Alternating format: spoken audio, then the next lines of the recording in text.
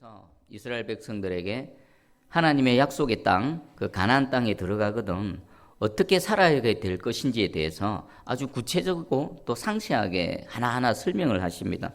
오늘 읽었던 우리 부분을 보도 여러 가지 내용들이 나옵니다. 형제 중에 누군가가 무언가를 잃어버리면 못 본 채 하지 말고 반드시 돌려줘라. 분실물에 대해서 어떻게 해야 되는가. 그리고 또 남자와 여자 의복을 서로 이렇게 바꿔서 입지 마라. 그리고 또 새와 또 어미새와 새끼나 알이 있을 때 어미와 새끼를 또 동시에 취하지 말라. 그리고 집을 지을 때는 난간을 만들어서 사람이 다치지 않게 하라. 아주 세세하게 하나씩 말씀하십니다. 하나님은 마치 그 자녀에게 삶에 필요한 모든 것들 하나하나 말씀하시듯이 아주 자상하게 우리 삶에 있어서 실제적이고 구체적으로 필요한 사항들을 말씀하고 있습니다. 오늘은 그 중에서도 그 형제가 소나 양을 잃었을 때 어떻게 해야 되는가에 대한 형제 사랑의 규례를 한번 집중적으로 살펴보겠습니다.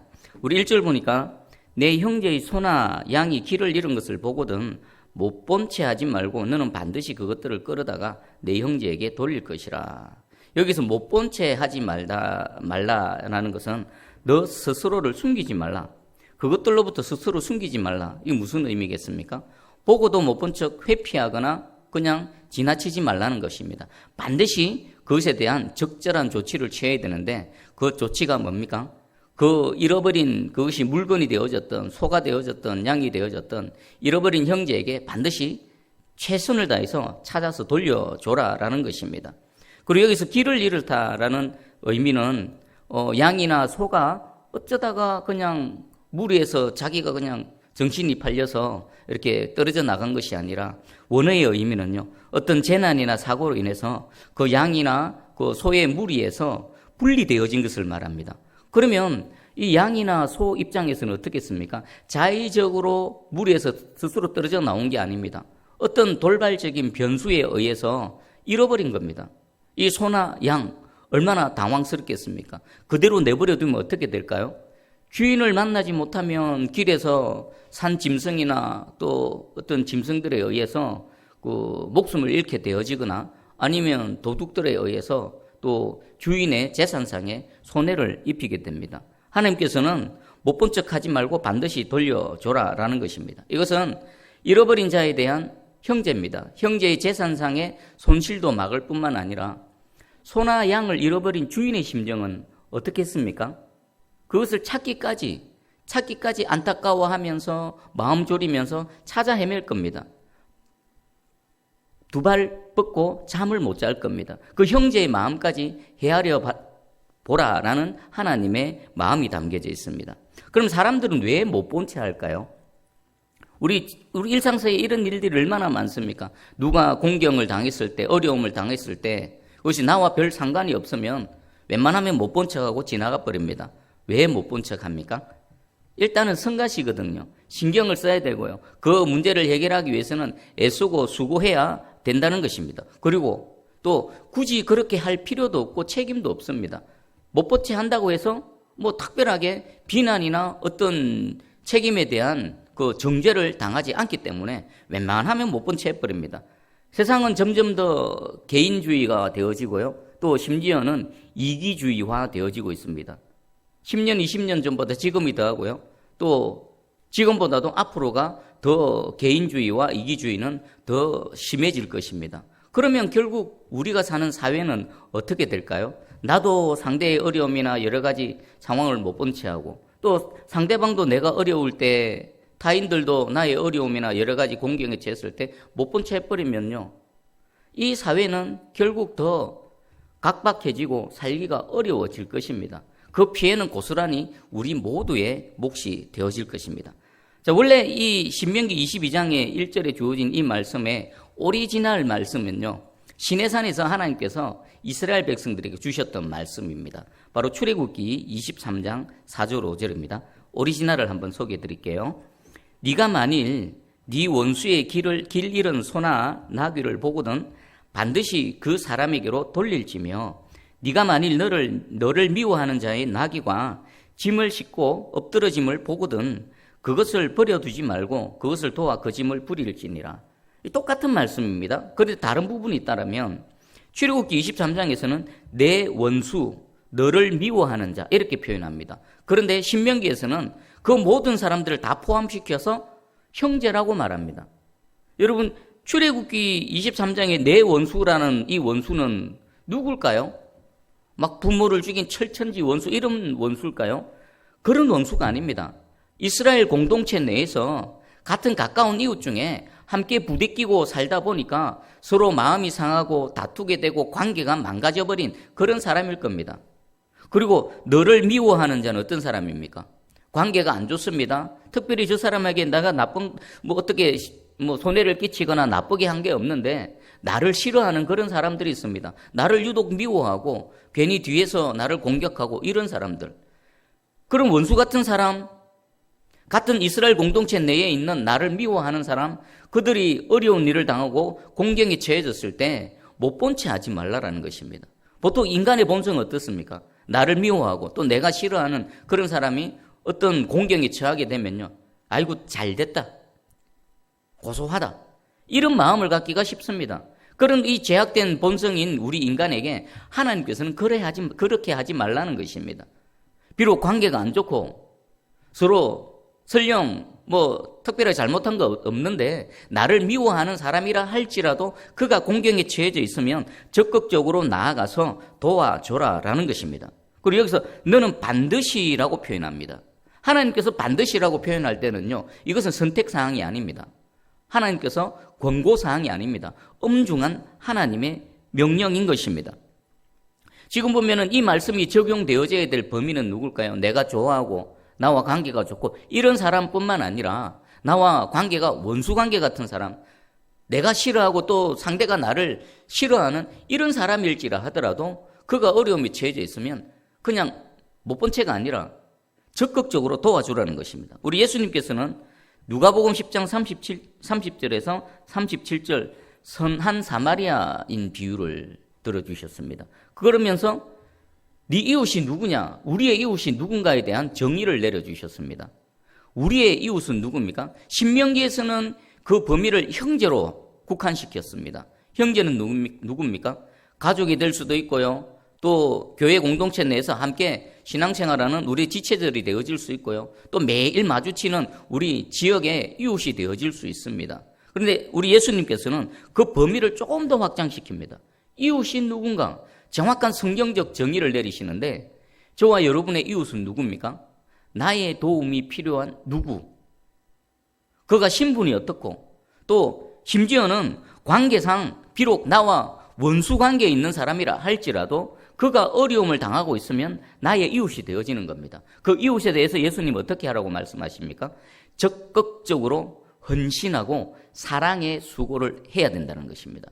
여러분, 사랑하는 것은요, 성경에서 말씀하시는 사랑은 어떤 논리나 이론이나 감정이 아닙니다. 하나님께서 말씀하시는 사랑은요, 의지적인 부분입니다. 그리고 먼저 성경은 잠언 25장 21절에 내 원수가 배고파 하거든 음식을 먹이고 목말라 하거든 물을 마시게 하라. 원수 같은 사람이 있습니다. 그가 원수 같은 사람이라 하더라도 배가 고프면 일단 먹을 것을 줘서 그 부분을 해결해 줘라는 것입니다. 원수 같은 사람이 목이 말라 고통당하고 있으면 일단 그 갈증을 해소할 수 있는 능력이 있으면 해소해 줘라는 것입니다. 원수를 갚아도 나중에 갚으라는 것입니다. 그리고 우리 하나님의 사랑에 대해서 다시 한번 말씀드리겠습니다. 하나님의 사랑은 감정이 아닌 의지입니다. 잘 한번 생각해 보십시오. 만약 사랑이 의지가 아니고 감정이라면 하나님께서 너희는 서로 사랑하라.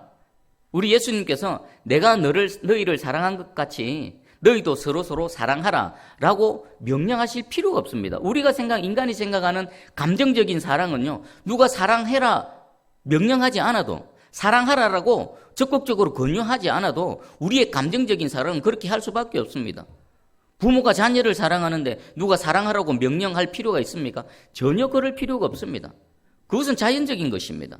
사랑하는 남녀 사이에 있어서, 그 연인 사이에 있어서 서로를 향해서 너희는 서로 사랑하라 라고 말할 필요가 없는 겁니다. 그런데 성경에서 말씀하시는 사랑은요, 그런 인간의 감정적인 사랑이 아니라 의지적인 사랑인 것입니다. 그리고 만약에 감정적인 사랑이라면 하나님께서 네 원수까지 사랑하라, 네 원수라도 사랑하라. 우리의 감정이 어떻게 원수를 사랑합니까? 그런데 하나님께서 말씀하시는 사랑은 비록 내 마음이 동하지는 않지만, 내 감정으로는 아직 그 사람과 완전히 관계가 해결되어져 있지 않지만, 당장 그 원수 같은 사람이 내 앞에서 배가 고프고 공경에 처해져 있고 어떤 문제에 빠져 있다라면 일단은 의지적으로 움직여서 사랑의 수고, 하나님께서 말씀하시는 그 의지적인 사랑의 수고를 통해 그 부분들을 해결해 줘라라고 말씀하시는 것입니다. 그리고 또 하나가 있습니다. 만약에 사랑이 감정이라면 하나님께서 너희가 서로 사랑하라는 사랑의 실천에 대해서 하나님께서 칭찬하시거나 상을 주실 이유가 없는 겁니다. 너무나 자연적이기 때문입니다. 성경에서 말씀하시는 사랑은 분명히 인식하시기 바랍니다. 우리 인간이 생각하는 내 그냥 감정적으로 좋아하고 감정적으로 그냥 누가 말하지 않아도 내 마음이 끌리고 이런 것이 아니라 의지적인 사랑이라는 것입니다. 그리고 또 이 말씀은요, 오늘 신명기 22장의 이 말씀은 예수님이 말씀하셨던 황금률의 또 다른 표현입니다. 마태복음 7장 12절입니다. 그러므로 무엇이든지 남에게 대접을 받고자 하는 대로 너희도 남을 대접하라. 이것이 율법이요 선지자니라. 대접을 받고 싶은 대로 남에게 대접을 하라는 것입니다. 누군가가 상대방 입장을 바꿔보는 것입니다. 우리 한번 소나 양을 잃은 자의 심정을 한번 생각해 보시기 바랍니다. 지금도 소나 양은 그렇게 쉬운 게 아닙니다. 그 당시의 소나 양은 아주 가치가 있는 것이었습니다. 좀 극단적인 예를 들면요, 누군가가 어린 자녀를 잃어버렸다. 부모가 자녀를 잃어버렸다. 그 부모의 심정을 한번 헤아려 보시기 바랍니다. 얼마나 마음이 다급하겠습니까? 잃어버렸는데 하룻밤을 지난다. 그 밤 동안에 그 어린 자녀는 도대체 잠을 어디서 잘 것이며 그 오랜 시간 동안 배는 고플 것인데 춥지는 않을까? 또 다른 나쁜 사람들의 해는 입지 않을까? 얼마나 노심초사하고 마음이 힘들고 어렵겠습니까? 자, 그때에 누군가의 도움으로 잃어버린 자녀를 찾게 되었다. 얼마나 마음의 위로가 되고 감사하고 기쁘겠습니까? 그런데 반대로 누군가가 그 아이를 봤는데도 보고도 못 본 채에서 그 잃어버린 자녀를 찾지 못했다. 그러면 그 부모의 심정은 얼마나 안타깝겠습니까?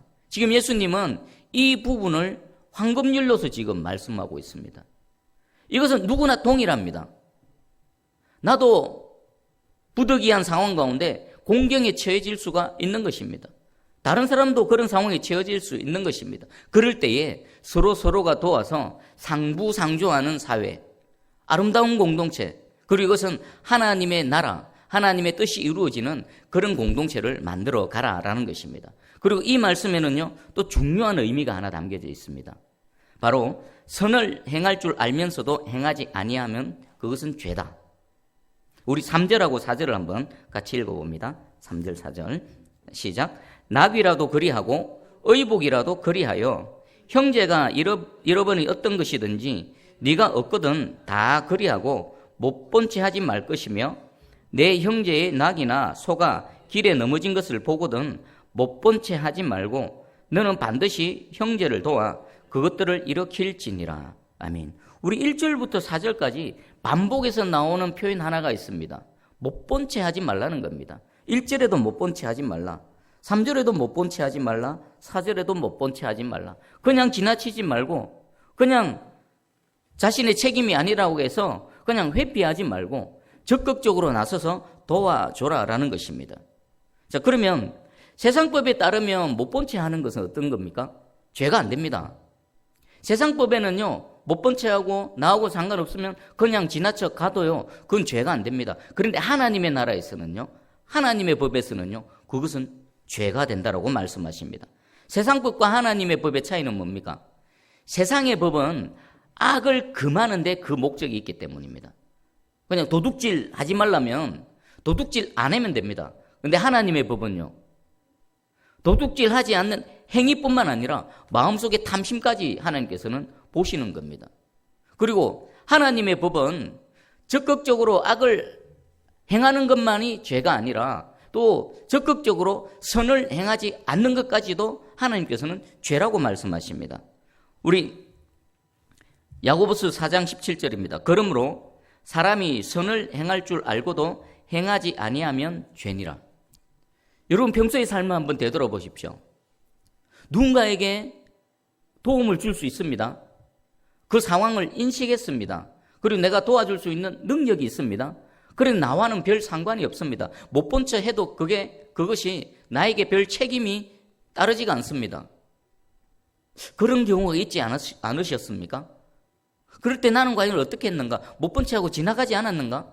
아니면 그것이 내 일인 것처럼, 내가 소를 잃은 것처럼, 내가 양을 잃은 것처럼, 내가 마치 나의 자녀를 잃은 것처럼, 내가 바로 그 공경에 처해진 사람인 것처럼 그 문제를 해결하고 도와주기 위해서 적극적으로 움직였는가 아닌가? 여러분 스스로를 한번 점검해 보시기 바랍니다.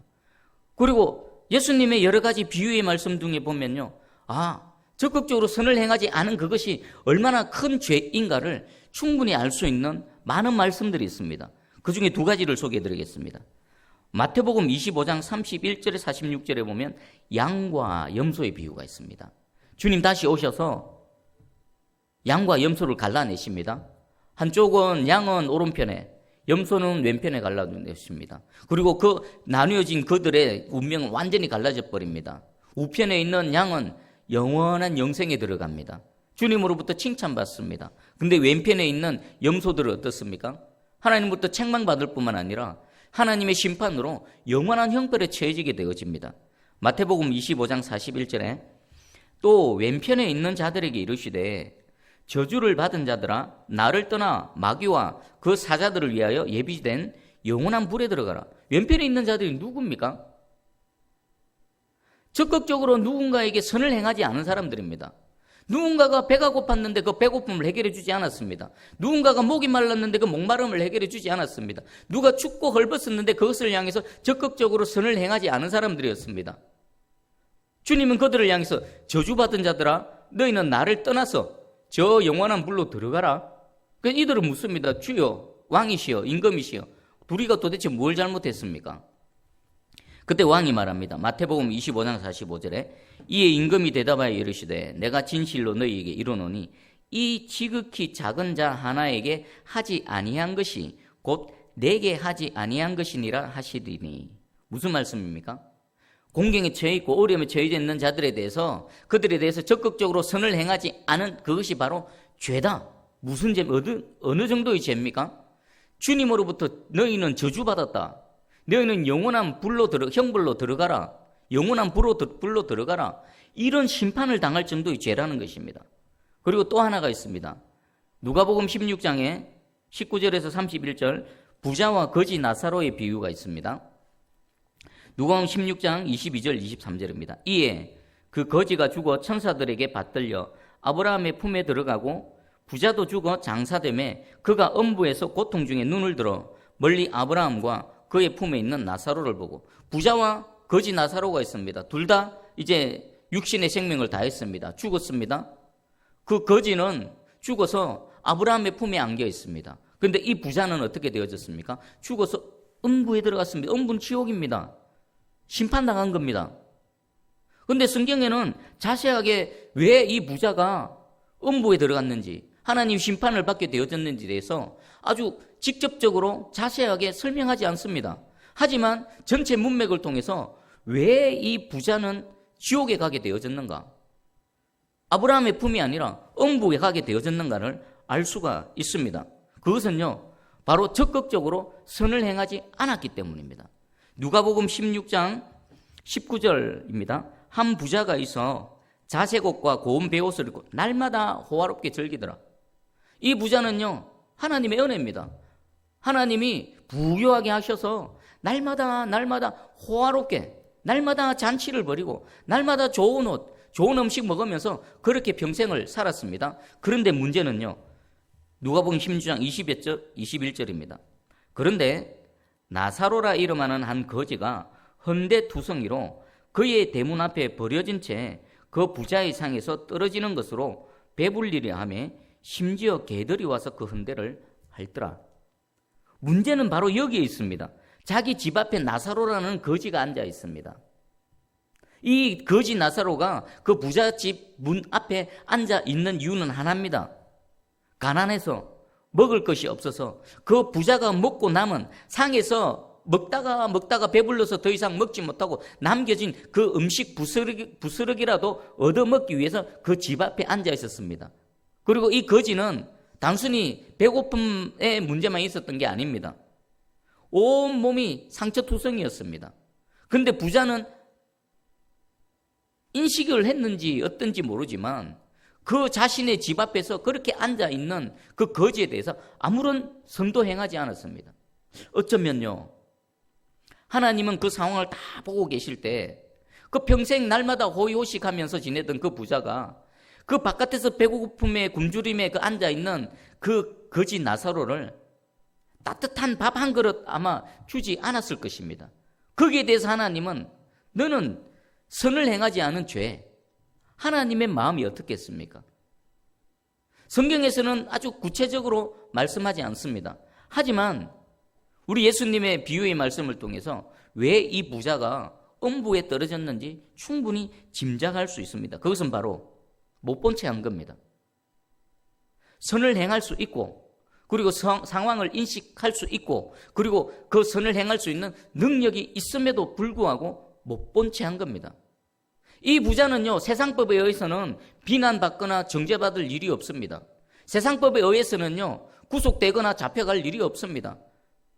그 거지가 가난하고 배고픈 건 부자 책임이 아니거든요. 하지만 하나님 나라 법에 있어서는요, 이 부자는 음부에 떨어질 아주 중한 죄를 지었다는 것입니다. 자, 그러면 이 말씀을 가지고 우리 자신의 삶을 한번 되돌아보시기 바랍니다. 나는 과연 못 본 채 한 적이 없는가? 우리 가정에서도 마찬가지입니다. 부모와 자녀과의 관계에서, 또 형제 지간에 있어서 부모님이 어려움에 처했고, 또 자녀가 어려움에 처했고, 형제 지간 중에 누군가 어려움에 처했는데 그것을 충분히 인식하고 있음에도, 또 그것을 내가 조금 움직여서 사랑의 수고를 하면 충분히 선을 행할 수 있는 기회가 있음에도 불구하고 그냥 못 본 채 한 것. 교회 공동체 안에서도 한번 생각해 보십시오. 여러 가지 교회 사역이 있습니다. 또 지체들 간에 또 어려운 사람이 있고, 또 여러 가지 고통당하는 사람들이 있습니다. 내가 충분히 조금만 다가가서 뭔가를 하면 그 사람에게 유익이 되고 그 고난과 어려움에서부터 좀 이렇게 은혜를 입을 수가 있음에도 불구하고 그냥 못 본 채, 그냥 모른 척 그렇게 지나간 적은 없습니까? 선을 행할 수 있는 기회를 혹시 놓친 적은 없으십니까? 남들로부터 비난은 받지 않는 선에서, 그리고 적당한 선에서 못 본 채하고 모른 척하고 그렇게 지내지는 않으셨습니까? 어쩌면 나 자신도 모를 수도 있습니다. 저도 이 말씀을 준비하면서 이 말씀의 잣대로 제 삶을 되돌아봤습니다. 자신이 없더라고요. 충분히 그 상황을 인식할 수 있고, 또 그것을 남을 위해서 선을 행하거나 도와줄 수 있는 능력이 있음에도 불구하고 나도 모르게 못 본 채 했던 거, 나도 모르게 그냥 지나쳐왔던 그런 순간들이 제가 생각나는 것과 또 미처 생각하지 못하는 상당히 많은 일들이 있지 않았을까라는 생각을 해봅니다. 여러분 자신을 한번 되돌아보십시오. 오늘 이 시간 하나님 말씀 앞에 정직하게 나아가기 원합니다. 지나간 거는 지나간 일입니다. 그리고 이 말씀을 지금까지는 몰랐습니다. 이제는 하나님 말씀을 들었습니다. 누군가 어려움에 처해져 있다. 네 이웃, 네 사랑하는 누군가가, 또 주변에 너의 도움이 필요한 누군가가 어려움이 처해져 있을 때 절대로 못 본 채 하지 말고 반드시 그 선을 행할 기회를 놓치지 말고 그 선을 행함을 통해서 그곳에 하나님의 나라, 하나님의 안타까운 마음이 저를 통해서, 여러분을 통해서 하나님의 은혜로 나타나기를 주의 이름으로 축복합니다. 에베소서 2장 10절입니다. 우리는 그가 만드신 바라 그리스도 예수 안에서 선한 일을 위하여 지으심을 받은 자니 이 일은 하나님이 전에 예비하사 우리로 그 가운데서 행하게 하려 하심이니라. 이전에 아담 안에서는 상관없습니다. 하지만 이제 예수 그리스도를 믿고 그리스도 안에 들어왔습니다. 하나님께서 우리를 새로운 피조물로 만드셨습니다. 그 목적 중에 하나가 이겁니다. 그리스도 예수 안에서 선한 일을 행하게 하려 하심이라. 못 본 채 하는 것이 아니라 그것을 적극적으로 선을 행해서 그곳에 하나님의 능력이, 은혜가, 하나님의 뜻이 이루어지게 하라라는 것입니다. 우리가 그런 존재로, 새로운 존재로 지으심을 받았다라는 것입니다. 이 시간 이후부터 여러분 이 말씀을 가슴판에 잘 새기시고, 내 이웃은 없는가? 우리 가정에 내 도움이 필요한 이웃은 없는가? 우리 교회 공동체 내에 나의 선을 행할 선행함을 통해서 하나님의 뜻을 이룰 그런 기회는 없는가? 유심히 살피시고 놓치지 마시고 하나님의 뜻을 이루는 거룩한 도구 되기를 주의 이름으로 축복합니다. 아멘. 자, 말씀 붙들고